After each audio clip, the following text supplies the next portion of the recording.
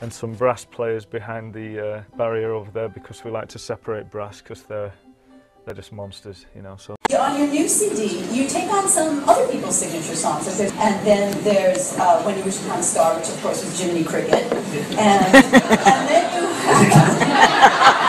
Why did you have to pick that one? You redeemed yourself with a brilliant catch towards the end, when Alfie, as wonderful tenors do, stayed on that lovely top note just that little bit longer than we expected, and you caught him. So that was a big plus. But I don't think... All right. So you've got your tenor and your mentor all going in different directions.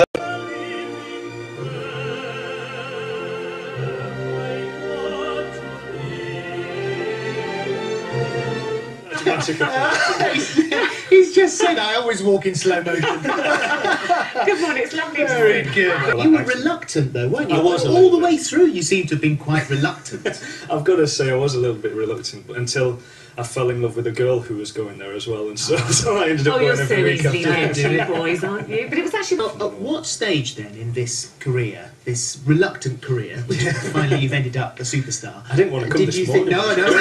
Get stiff to come. Well, if I get 5 albums in the chart, it becomes a selection of coasters, you know. Have you got any vocal warm-ups that you're going to be doing? Just a lot of prayer. Yeah. Please tell me that people have just worn out the song Alfie to you. Oh my word! Yeah, everywhere I go, people say, "Hey Alfie, what's it all about?"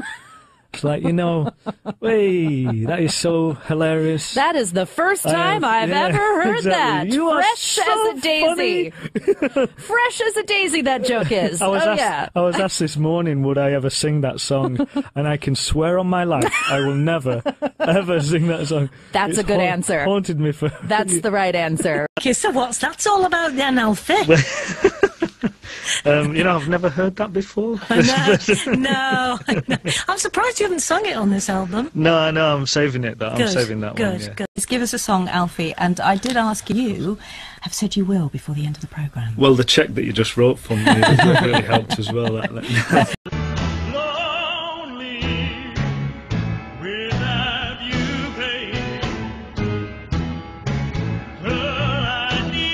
Good afternoon, it's Hawksby and Jacobs here on Talks. What's gone down well? We've got a big Walker Brothers fan next door. But that is Alfie Boe makes a welcome return to the studio. Good to see you. Cut me short, man. That was it. The song's brilliant. You're not finished there. The song goes on. Well, keep it bubbling up. Yeah, well, let's have a little bit of bubble. And I'm glad that I didn't have to speak to one of those serious people today. I have to go and put my scarf on and steam my throat. So, excuse me, I've had enough of this interview now. Can we finish?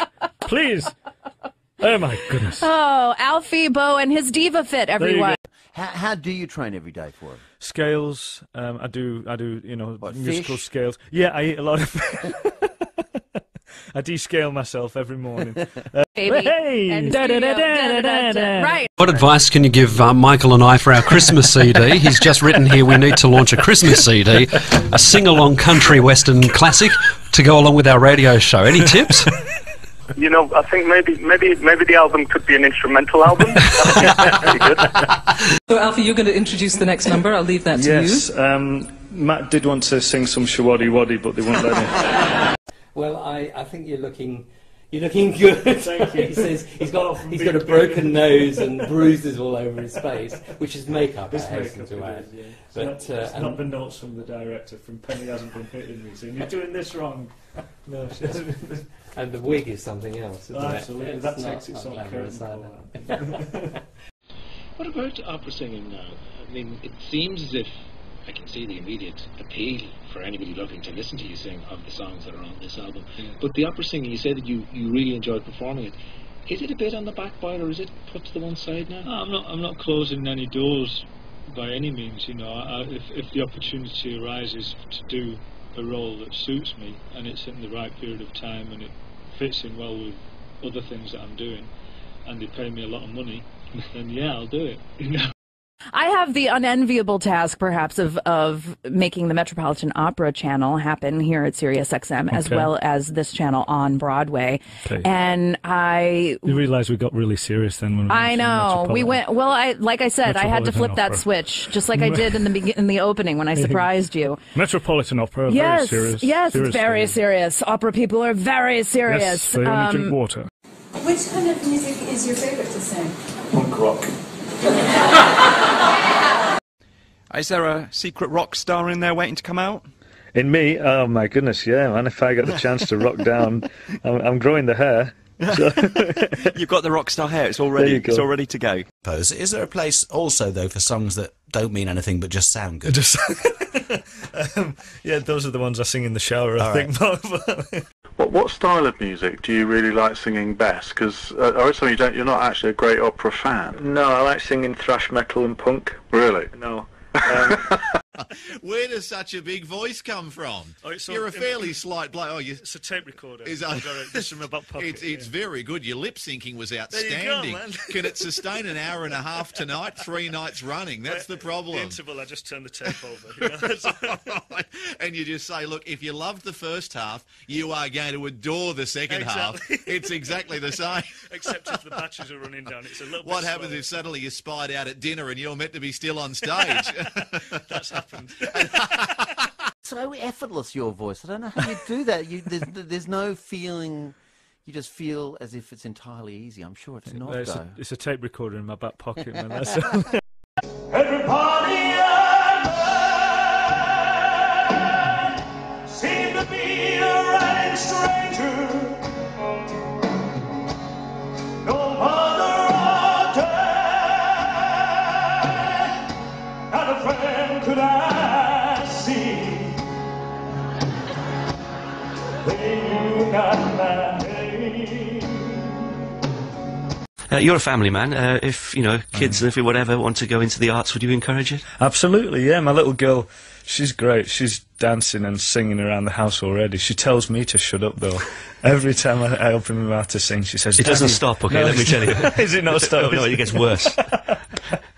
Well, she says, too loud, Dad, too loud, stop singing, But anyone else sings. If you came round to the house and sang, she'd be fine with it. Bless her. And now I'm deaf, I can't hear a thing. That is pretty loud, isn't it? Pierre was saying that he sings when he's cooking as well. So not like that. Yeah. That's why there's glass in between the kitchen and the dining room. I'm just going to reference what we got in here. general, the chef disappear when I start to sing. We've got some butter, we've got some garlic. Well, there you go. I didn't realise it was so loud, did you? It's fantastic. Thank you. So powerful, isn't it? Fantastic. Across a crowded room. How's that? Is that all right? It's fantastic. And the noise has to be said up close, and you're closer than I am. Spectacular sound, isn't it? Thank you. It is just wonderful. It makes everything vibrate. We've got one of the world's leading operatic tenors here, who's going to sing... So he's over there. He's going to sing a special duet with Matt Lucas. Now, Matt Lucas sadly was taken ill about an hour ago. Okay, this is Alfie Boe, ladies and gentlemen. Now, I'm a little bit nervous, I'll be honest with you. What do you do with your hands when you're singing? Because that's my worry. Because obviously, at karaoke, you've got a pint and the microphone in your hands. What do I do? I'm a bit worried. Well, probably at a time like this, I'd put them together and pray, really.